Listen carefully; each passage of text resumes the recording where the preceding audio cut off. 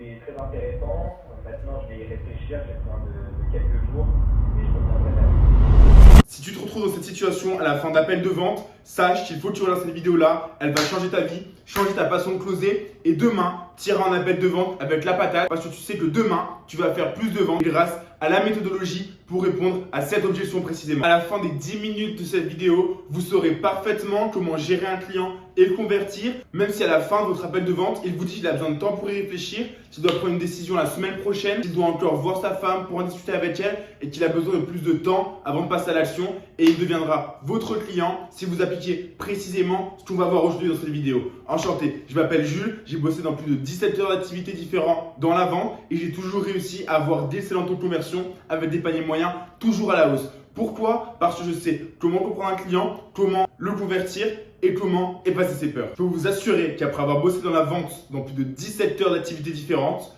il y a une méthode qui vous permet d'éviter ce problème qui vous fait perdre énormément de prospects. Car un prospect qui ne passe pas commande à la fin de l'appel de vente, c'est une énorme probabilité de le perdre à jamais. Quand un prospect vous dit de le rappeler dans 1, 2, 3 semaines, voire même un mois, il ne vous répondra jamais. Vous allez l'appeler 1, 2, 3, 4, 5, 10 fois. Il vous enverra une excuse bidon comme au final, je ne suis plus intéressé. Au final, ce n'est pas le bon timing pour moi. Mais non, en réalité, vous lui avez fait peur. C'est votre faute. Vous l'avez fait fuir. Vous n'avez pas réussi à le convertir, à le convaincre et à le mettre assez en confiance pour qu'il devienne client chez vous. Mais c'est super parce qu'aujourd'hui, vous êtes ici pour apprendre, vous former, vous développer, gagner en capacité pour closer des clients et enfin accompagner plus de gens vers leur réussite et leurs objectifs. Votre rôle en tant que vendeur, non pas de forcer les gens, mais de comprendre les gens, s'intéresser à eux pour leur permettre de lever leurs croyances limitantes du passage à l'action. C'est ce que Jordan Belfort, alias le loup de Wall Street, appelle un écran de fumée.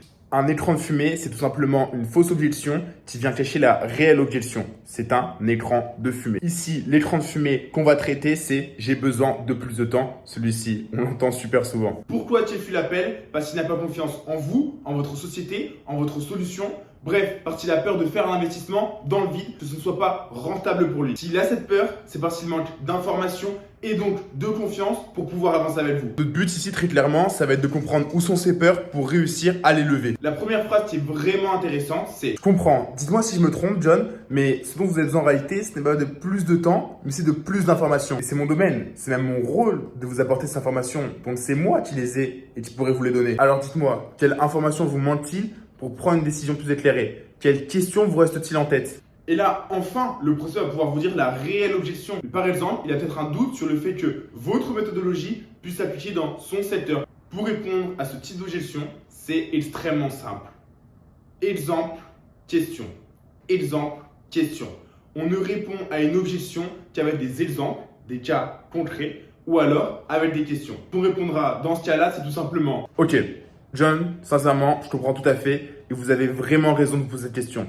Je voudrais qu'on revienne sur le cas de Martin, qui est dans le même secteur que vous, lui aussi dans la formation. Martin, on l'a accompagné en passant par X, Y, Z. Vous savez, Martin, on en a parlé au tout début de la conversation.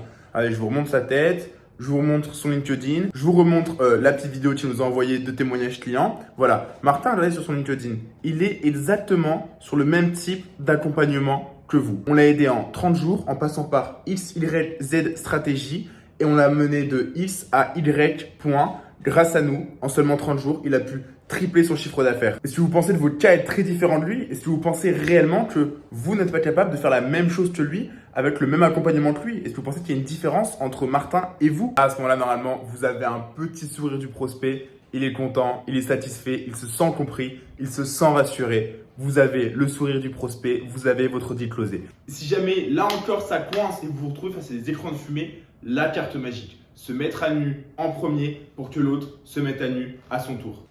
Écoutez, John, je comprends tout à fait que vous avez besoin de temps pour réfléchir.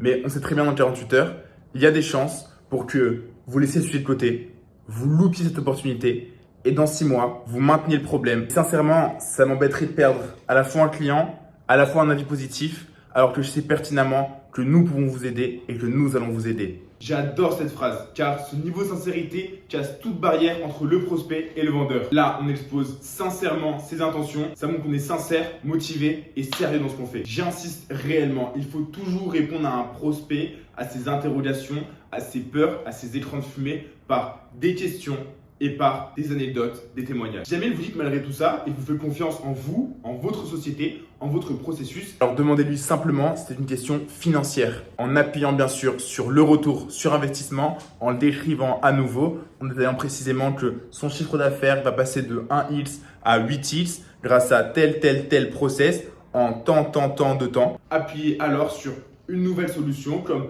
un plan de paiement étalé. Aussi ça, le rôle de vendeur, trouver des solutions pour pouvoir avancer ensemble. Ce que vous devez retenir, c'est réellement cette notion d'écran de fumée. Ça permet au prospect d'avoir une impression de maintien de position de force. Il pense maintenir un contrôle sur la situation en ne dévoilant pas toute sa position. Alors qu'en réalité, c'est simplement une peur de sa part de se mettre à nu. Enregistre cette vidéo, regarde-la plusieurs fois, regarde-la même tous les dimanches soirs avant d'attaquer ta semaine de sales. Je peux te garantir qu'elle t'aidera grandement. N'oublie pas, pense à ton prospect, l'aider, garder le sourire, positivité et tu feras exploser tes ventes tous les jours. Bien évidemment, ça ne vaut rien si tu n'as pas su comment créer du lien avec ton client, comment choper un rendez-vous déjà avec lui, comment le motiver, comment créer du momentum, comment appuyer sur ses convictions personnelles. Donc regarde mes autres vidéos et là réellement tu seras un bon vendeur.